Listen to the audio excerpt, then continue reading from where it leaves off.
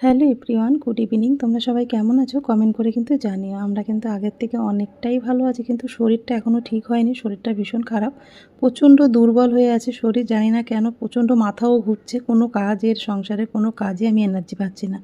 বেশিরভাগ কাজটাই দেবনাথবাবু সকালে করে দিয়ে যাচ্ছে, বিকালেও করছে।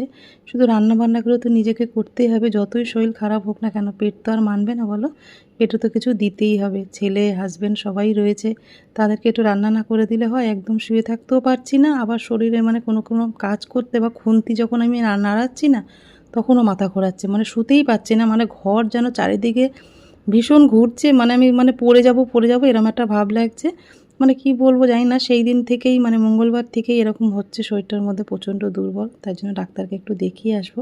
সারাদিন সংসার দেখাশোনা করি, সেই সংসারের মানুষই যদি সংসারে অকেজ হয়ে বসে থাকে, তাহলে সংসারটা চলবে কী করে বলো তো?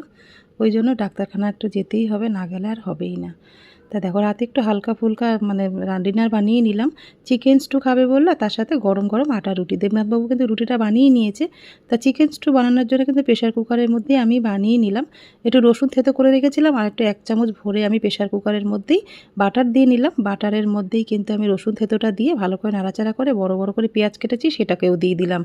দেওয়ার পরে নাড়াচাড়া করে কিছু সবজি কেটে রেখেছি, গাজর, পেঁপে, আলু, সেটা দিয়ে তারপর চিকেনগুলো দিয়ে ভালো করে নাড়াচাড়া করে বিট লবণ আর হচ্ছে গোলমরিচ থেতো করে রেখেছি সেটাকে দিয়ে দিলাম, আর একটু গোলমরিচের গুঁড়ো। ব্যাস ওইটা দিয়ে নাড়াচাড়া করে নিয়ে একটু জল দিয়ে প্রেশার কুকার ঢেকে রেখেছিলাম। 3-4টে মতন সিটি মেরেছে, তারপর নামিয়ে নিয়ে ওপর থেকে একটু বাটার দিয়ে রেডি করে নিলাম। কালকে থেকে নিয়মিত আবার ব্লগ আসবে, যদি ভগবান সব কিছু ঠিকঠাক রাখে। তার ছোট্ট মিনি ব্লগগুলো শেয়ার না করলে না কিছুই ভালো লাগছে না। যতই শরীর খারাপ হোক না কেন, তোমাদের সাথে দিনের শেষে একটু যদি কথা না বলি না, সত্যিই নিজেকে ভালো রাখতে পারি না। অনেকটাই সুস্থ লাগে তোমাদের সাথে যখন কথা বলি।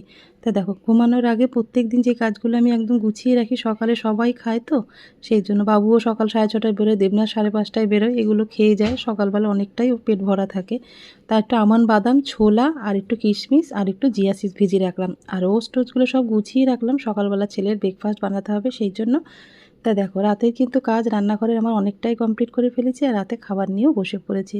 ছেলেকে একটু বড় বাটিতে দিয়েছি, জোর করে করে সবজি খাওয়াতে হয় তো সেই জন্য, আর আমরা ছোটো বাটিতেই নিয়ে নিলাম। মিনি ব্লগটা তোমাদের কেমন লাগলো কমেন্ট করে কিন্তু জানি।